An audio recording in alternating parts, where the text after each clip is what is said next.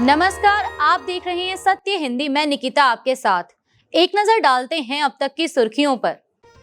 यूरोपीय संघ पर भड़के ईरान के विदेश मंत्री, बोले आईआरजीसी को आतंकी बताकर हालात भड़का रहा यूरोप। ईरान के विदेश मंत्री अब्बास अराक्ची ने कहा है कि यूरोपीय संघ ने उनके इस्लामिक रेवोल्यूशनरी गार्ड कोर यानी आईआरजीसी को अपनी आतंकवादी लिस्ट में डालकर भारी गलती की है। उन्होंने कहा कि कई देश क्षेत्र में जंग रोकने की कोशिश कर रहे हैं, लेकिन उनमें एक भी यूरोपीय देश शामिल नहीं है।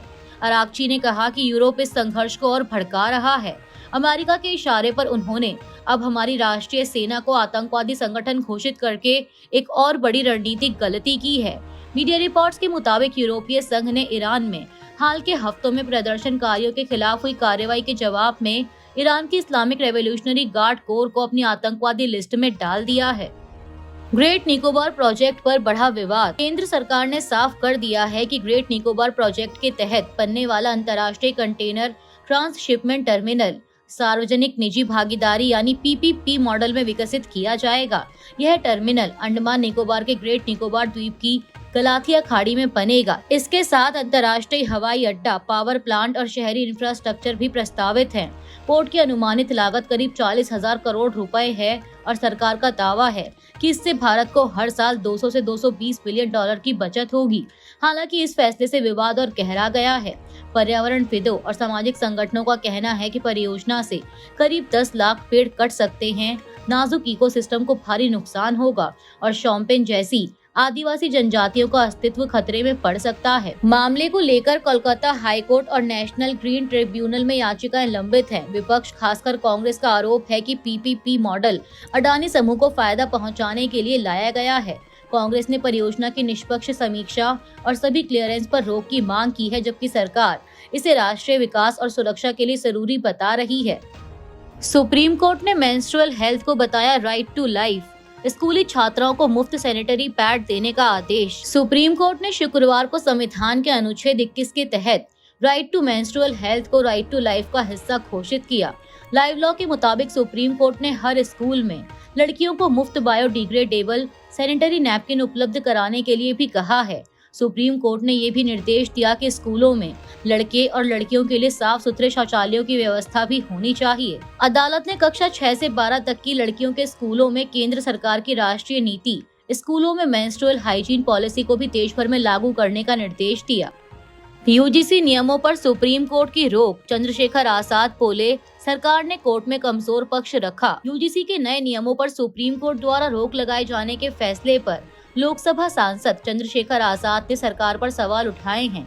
समाचार एजेंसी पीटीआई से बात करते हुए उन्होंने कहा कि वे सुप्रीम कोर्ट का पूरा सम्मान करते हैं, लेकिन सरकार को अपना पक्ष और मजबूती से रखना चाहिए था। चंद्रशेखर आजाद के मुताबिक अगर यूजीसी की गाइडलाइंस स्पष्ट और ठोस होती तो कोर्ट को उन पर रोक लगाने से पहले कई बार सोचना पड़ता। उन्होंने कहा कि ये नियम बेहद अहम थे और लागू होने चाहिए थे। उन्होंने आरोप लगाया कि सरकार ने कोर्ट में कमजोर दलीलें दी। उन्होंने यह भी कहा कि बिहार से आने वाले केंद्रीय मंत्री द्वारा कोर्ट के फैसले का स्वागत करना सरकार की मंशा पर सवाल खड़े करता है। उनके अनुसार अगर सरकार पूरी गंभीरता से अपना पक्ष रखती तो सुप्रीम कोर्ट यह रोक नहीं लगाता। एनसीपी के दोनों गुटों के विलय पर अपडेट। एनसीपी अजीत पवार गुट और एनसीपी शरद पवार गुट के विलय की खबरों पर एनसीपी सांसद सुनील तटकरे ने प्रतिक्रिया देते हुए कहा कि धार्मिक अनुष्ठानों के समाप्त होने के बाद हम पवार परिवार के साथ इस मामले पर चर्चा करेंगे और आगे की कार्रवाई तय करेंगे। सीएम योगी को शंकराचार्य का 40 दिन का अल्टीमेटम। गौ माता को राज्य माता बनाने की मांग। राज्य से गाय के मांस का एक्सपोर्ट पूरी तरह रोका जाए। उत्तराखंड के ज्योतिर्मठ के शंकराचार्य स्वामी अभिमुक्तेश्वरानंद सरस्वती ने शुक्रवार को उत्तर प्रदेश के मुख्यमंत्री योगी आदित्यनाथ को 40 दिनों का अल्टीमेटम दिया है। उन्होंने मांग की है कि गौ माता को राज्य माता घोषित किया जाए और उत्तर प्रदेश से गाय के मांस का एक्सपोर्ट पूरी तरह रोका जाए। स्वामी अभिमुक्तेश्वरानंद 11 दिन तक प्रयागराज में धरने पर रहने के बाद वाराणसी स्थित अपने मठ लौटे थे, जहां उन्होंने यह बयान दिया। उनका विरोध मौनी अमावस्या पर त्रिवेणी संगम में पवित्र स्नान से रोके जाने और शंकराचार्य की उपाधि को लेकर उठे सवालों के खिलाफ था। उन्होंने कहा कि अगर 40 दिनों के भीतर उनकी मांगे पूरी नहीं हुई तो 10 और 11 मार्च को लखनऊ में संत सम्मेलन बुलाया जाएगा, जहां आगे की रणनीति तय होगी। यह कहते हुए कि माघ मेले से जुड़ा मुद्दा खत्म हो गया है और इस पर अगले साल के मेले के दौरान ही बात होगी। स्वामी अविमुक्तेश्वरानंद ने कहा कि अब मुख्यमंत्री की बारी है कि वे उनकी मांगों का जवाब दें और हिंदू होने का सबूत दें।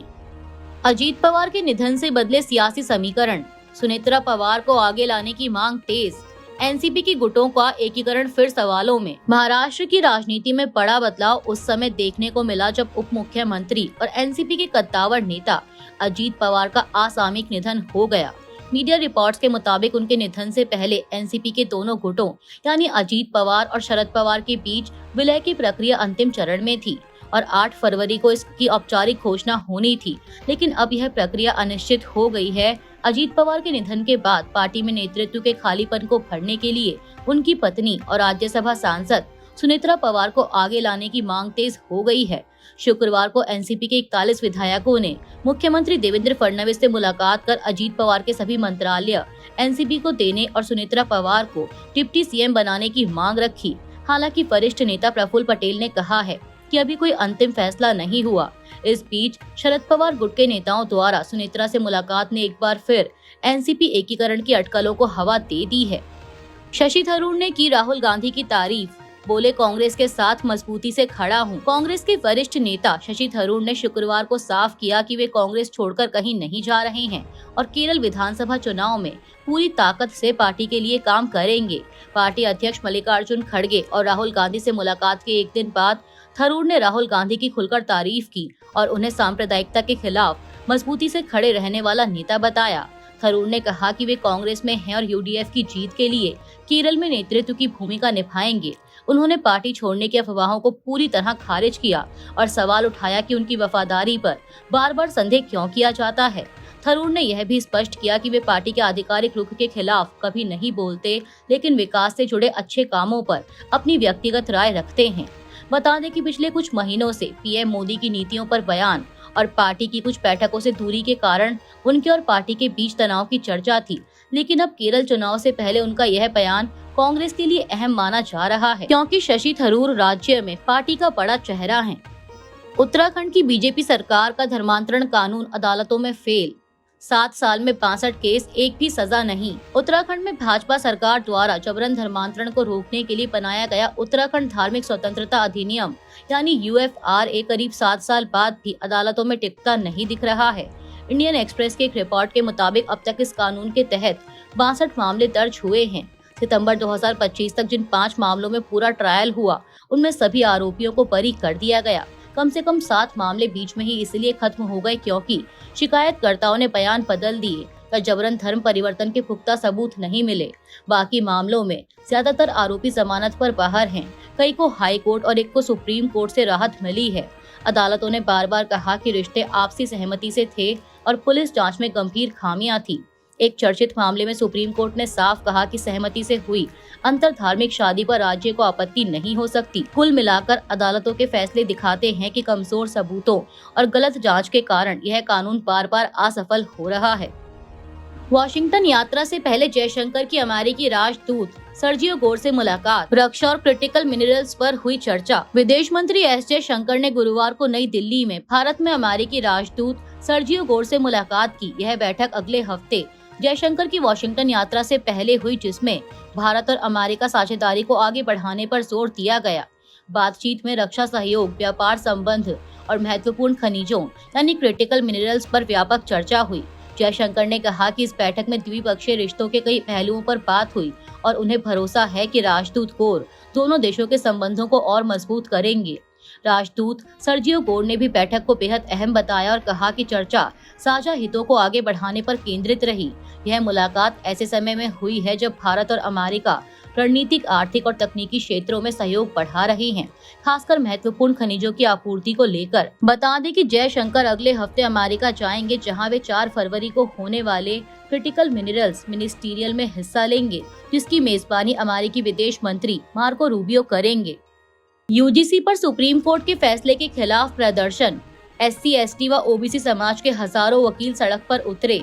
कंचना यादव, भाजपा हमारे साथ दोहरा खेल खेल चुकी है। यूजीसी एक्ट पर सुप्रीम कोर्ट के फैसले के खिलाफ अब एससी, एसटी व ओबीसी समाज विरोध कर रहा है। उत्तर प्रदेश के फतेहपुर जिले में इस कानून के समर्थन में एससी, एसटी व ओबीसी समाज के हजारों अधिवक्ता सड़कों पर उतरे और आंदोलन किया। इस पर आरजेडी नेता कंचना यादव ने कहा कि भाजपा ने जो ओबीसी के साथ छल किया है, उसके विरोध में ओबीसी, एससी, एसटी के वकील विरोध प्रदर्शन कर रहे हैं। खामियों से भरा हुआ कानून लाया गया, फिर उसी यूजीसी बिल को अदालत के माध्यम से भाजपा ने खुद ही रुकवा दिया। देश के पिछड़ों, दलितों और अल्पसंख्यकों, अब सुन लो, भाजपा हमारे साथ दोहरा खेल खेल चुकी है। प्रियंका भारती ने भी एक विरोध का वीडियो ट्वीट कर कहा कि सुप्रीम कोर्ट के यूजीसी एक्ट पर दिए फैसले को बहुजन समाज अपने हित में घोर अन्याय मान रहा है। इसे पक्षपाती मानते हुए बहुजन आज सड़कों पर उतरा हुआ है। देश में जातिगत भेदभाव करने की छूट नहीं दी जा सकती। आर्थिक सर्वे में आरटीआई कानून की समीक्षा की मांग। ज्यादा पारदर्शिता के कारण अफसर खुलकर राय नहीं दे पाते। सरकार को जवाबदेह बनाने वाले कानून को दबाने की कोशिश। आर्थिक सर्वे 2025-26 में सरकार ने सूचना के अधिकार यानी आरटीआई कानून की फिर से समीक्षा करने की बात कही है। सर्वे में कहा गया है कि बिना सीमा के जानकारी उजागर करना कभी कभी प्रभावी शासन को कमजोर कर सकता है। सर्वे के मुताबिक आरटीआई कानून 2005 भारत के सबसे ताकतवर लोकतांत्रिक सुधारों में से एक है और इसने भ्रष्टाचार उजागर करने में बड़ी भूमिका निभाई है। लेकिन रिपोर्ट कहती है कि पारदर्शिता एक साधन है, अंतिम लक्ष्य नहीं। अगर हर अंदरूनी चर्चा सार्वजनिक हो जाए तो अफसर खुलकर राय नहीं दे पाते और निर्णय प्रक्रिया प्रभावित हो सकती है।